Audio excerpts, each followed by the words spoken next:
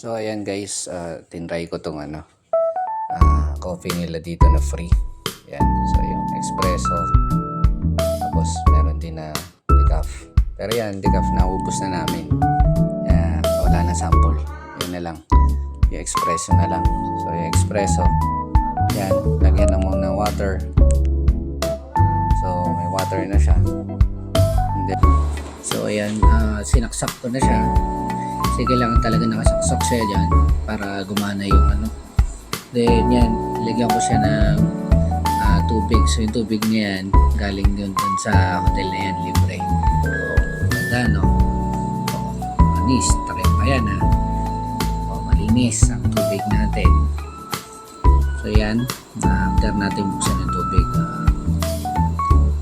lagay natin ngayon yung tubig itong dagdagan natin just in case baka mamaya kulang yung tubig, at least mas maganda na yung marami para sigurado. Pero hindi ko naman siya pinuno, konti lang naman, sakto lang. So yun, takpan na natin, then kunin na natin yung ilalagay natin sa kape. Yan. So yun, tinignan ko yan. So yan, di kasi kasya yung yung tasa, kaya yan. Pero I think parang mga maliliit lang ata yung kasya dyan, ginamit ko yung malaki. So ganyan siya para magsara. Yan. So tapos and then o-open. So yan, dalawa siya, may small and then mayroong large.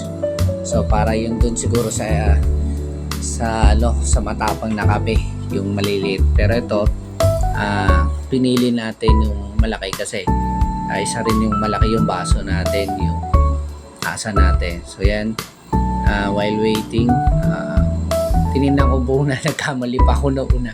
Akala ko gumana na siya, yung pala, isang pindot pa pala.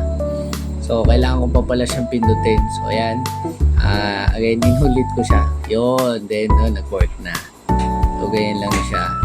So yung maliit na lalagyan na yun, ano pala yun? Coffee pala yun na powder na. Ang galing, di ba? And then automatic bubutasin niya na yun, tapos doon na magpo-flow yung tubig sa loob. Kasi na. So ganyan na siya, guys. So nakaset na siya doon kung gaano karami yung nilagay mo na. Pinindot mo, so enough na yun dyan sa tasa na yan. So saktong-sakto yun dyan. Ang galing, di ba? Kasi portable lang siya. Hopefully sana meron yan sa labas. Makabili rin ako ng ganyan. Ayan. So makikita natin na unti-unti na siyang mapupuno. Pero hindi talaga siya mapupuno. Galing eh. So kahit iwan mo yan dyan, di siya apaw. Yan. O, di ba? So guys, yan na. Finish na po. At yan.